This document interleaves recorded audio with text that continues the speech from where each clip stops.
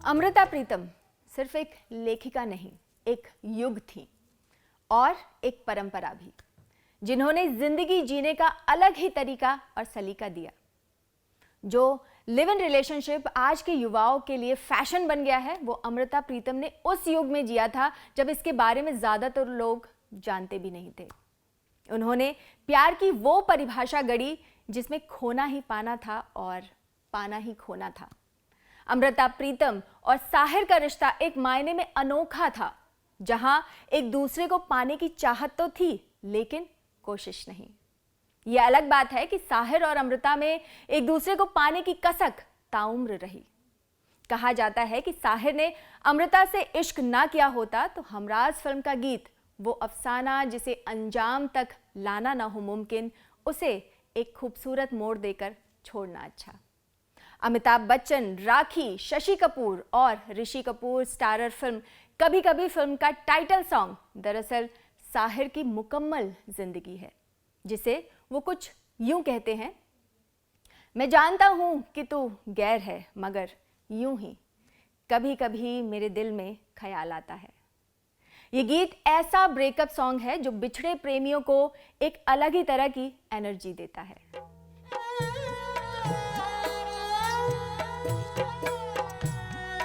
अमृता प्रीतम बचपन से ही साहित्य प्रेमी थी। कविताओं का शौक था, पढ़ने लिखने का भी जुनून था। कहा जाता है कि अमृता के जहन में एक काल्पनिक प्रेमी था। लेखिका ने इस प्रेमी को बाकायदा नाम दिया था राजन।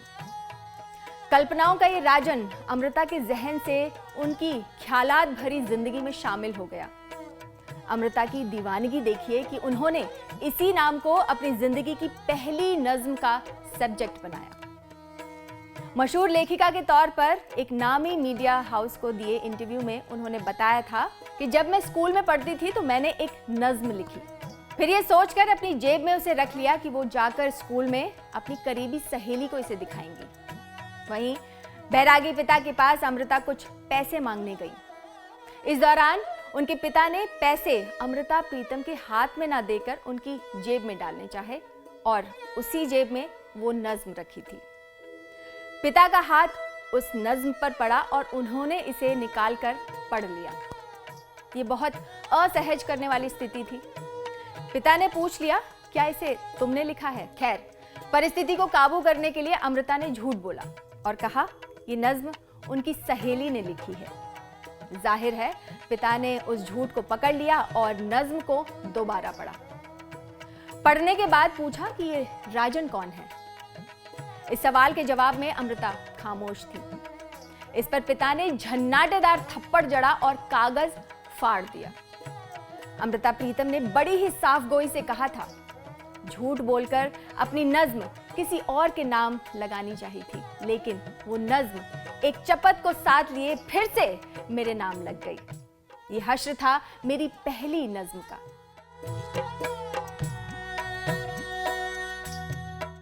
जैसा कि मैंने आपको पहले ही बताया है कि साहिर और अमृता की प्रेम कहानी बेहद अनूठी थी। अमृता की लाइफ में एक तरह का लव ट्रायंगल था। सही मायनों में वो मशहूर गीतकार साहिर लुधियानवी से प्यार करती थी, लेकिन उन्होंने जीवन गुजारा इमरोज के साथ। बेशक हर प्रेमी की चाहत होती है कि वो इजहार इश्क जरूर करे, लेकिन इमरोज और अमृता का इश्क अजीब था। ऐसा कहा जाता है कि इमरोज और अमृता ने एक दूसरे से कभी नहीं कहा कि वो एक दूसरे से कितना प्यार करते हैं। इस पर इमरोज ने एक बार कहा था कि हिंदी फिल्मों में भी आप उठने बैठने के तरीके से बता सकते हैं कि हीरो हीरोइन एक दूसरे से मोहब्बत करते हैं, लेकिन वो फिर भी बार बार कहते हैं कि वो एक दूसरे से प्यार करते हैं। जब प्यार है तो बोलने की क्या जरूरत है? वो सच्चा प्यार करते हैं, लेकिन जैसे कि प्यार भी कभी झूठा होता है।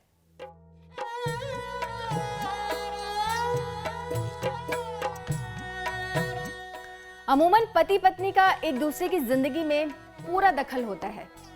इसके तहत पति पत्नी दोनों एक ही कमरे में रहते हैं। इमरोज का कहना था कि हम पहले दिन से एक ही छत के नीचे अलग अलग कमरों में रहते थे। उन्होंने इस बात को स्वीकारा कि रात के समय अमृता प्रीतम लिखती थी।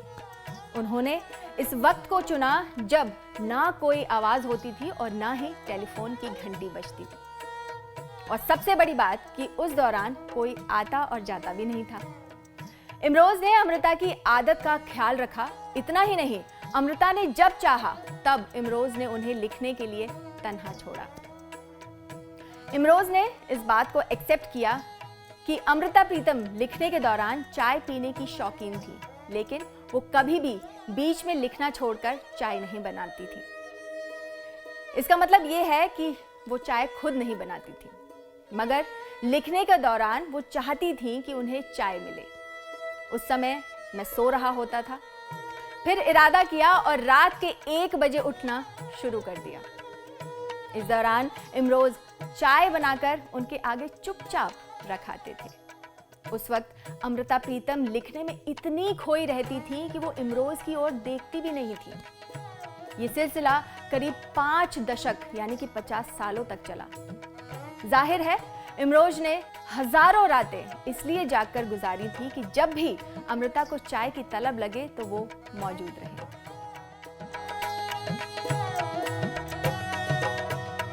अमृता ने प्रीतम सरनेम अपने साथ ऐसा जोड़ा कि उम्र भर जुड़ा रहा। लेकिन एक हकीकत यह भी है कि पहली शादी उनकी नाकाम रही।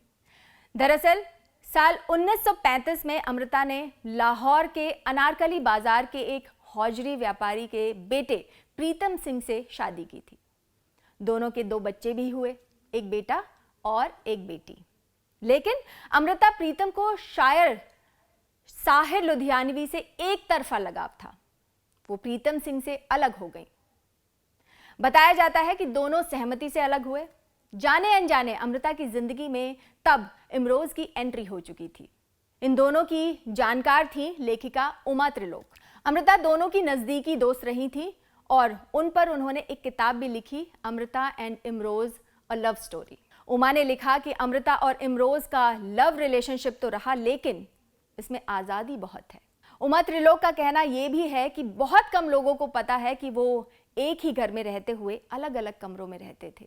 जब इसका जिक्र होता था तो इमरोज कहा करते थे कि एक दूसरे की खुशबू तो आती है। ऐसा जोड़ा मैंने बहुत कम देखा है कि एक दूसरे पर इतनी निर्भरता है, लेकिन कोई दावा नहीं।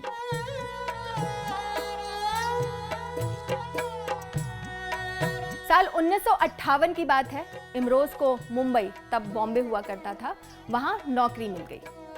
कहा जाता है कि अमृता प्रीतम को दिल ही दिल में ये अच्छा नहीं लगा। अमृता को यह एहसास हुआ कि साहिर लुधियानवी की तरह इमरोज भी उनसे अलग हो जाएंगे। उन्हें ये डर क्यों सताया, इसकी भी एक वजह है। दरअसल साहिर लुधियानवी लेखिका अमृता प्रीतम से इश्क करते थे या नहीं, ये तो दफन हो गया, लेकिन अमृता प्रीतम गीतकार साहिर से एक तरफा इश्क जरूर करती थी। यहां तक कि उनकी सिगरेट का आखिरी हिस्सा अपने पास रखती थी। ये उनकी दीवानगी थी। लेकिन साहिर ने कभी अपने प्यार का इजहार अमृता के सामने नहीं किया। बावजूद इसके दुनिया यही जानती है कि साहिर और अमृता एक दूसरे से इश्क करते थे।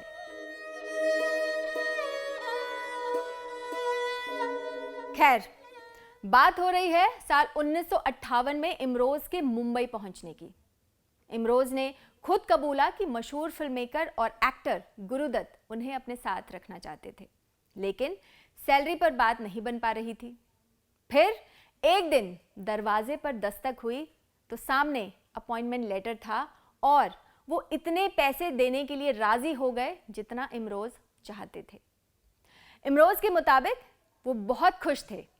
दिल्ली में अमृता इकलौती अच्छी जानकार थी जिससे वो अपनी खुशी शेयर कर सकते थे। इमरोज को देखकर अमृता खुश तो हुई, लेकिन उनकी आंखें आंसुओं से भर गईं।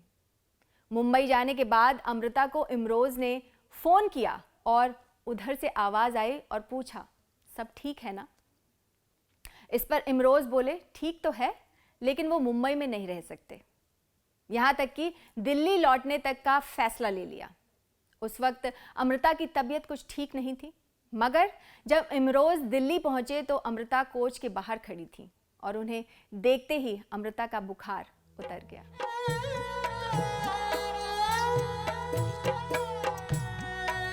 अमृता प्रीतम और साहिर लुधियानवी की प्रेम कहानी अजब थी, जिसकी कोई दूसरी मिसाल नहीं मिलती। ये तो जमाना भी जानता है कि अमृता को साहिर लुधियानवी से मोहब्बत थी। इसका जिक्र अमृता प्रीतम ने अपनी ऑटोबायोग्राफी रसीदी टिकट में भी किया है। उन्होंने बताया कि कैसे साहिर लाहौर, अब जो पाकिस्तान में है, में उनके घर आया जाया करते थे। उन्होंने लिखा कि कैसे साहिर एक के बाद एक सिगरेट पिया करते थे। साहिर के जाने के बाद वो उनकी सिगरेट की बटों को दोबारा पिया करती थी और बचने पर संभाल कर रख लिया करती थी। अमृता की माने तो उन्हें इस तरह सिगरेट की लत लग गई और फिर साहिर को अमृता ताउम्र नहीं भुला पाई। ये कम रोचक नहीं है कि अमृता शायर साहिर से बेपनाह प्यार करती थी। ये जानकर भी इमरोज अमृता से एक तरफा इश्क कर बैठे। अमृता और इमरोज की दोस्ती के बारे में उमा त्रिलोक ने भी अपनी किताब में लिखा है कि कोई अजीब बात नहीं थी, दोनों इस बारे में काफी सहज थे। उमा ने कहा भी था कि साहिर एक तरह से आसमान है, जबकि इमरोज मेरे घर की छत। साहिर और अमृता का प्लेटोनिक रिलेशनशिप। इसके अलावा इमरोज ने खुद उमा त्रिलोक से इस बात का जिक्र किया था कि जब उनके पास कार नहीं थी तो वो अक्सर अमृता को स्कूटर पर ले जाते थे। स्कूटर पर पीछे बैठने के दौरान अमृता की उंगलियां हमेशा कुछ ना कुछ लिखती रहती थी, जैसे उनके हाथ में कलम हो। इमरोज ने खुद स्वीकार किया कि अमृता प्रीतम ने कई बार पीछे बैठे हुए उनकी पीठ पर साहिर का नाम लिख दिया। इससे उन्हें पता चला कि वो साहिर को कितना चाहती थी। इमरोज का कहना था कि इसमें कोई फर्क नहीं पड़ता अगर वो साहिर को चाहती हैं, वो चाहती हैं, मैं भी अमृता प्रीतम को चाहता हूं। अमृता और इमरोज अब इस दुनिया में नहीं हैं।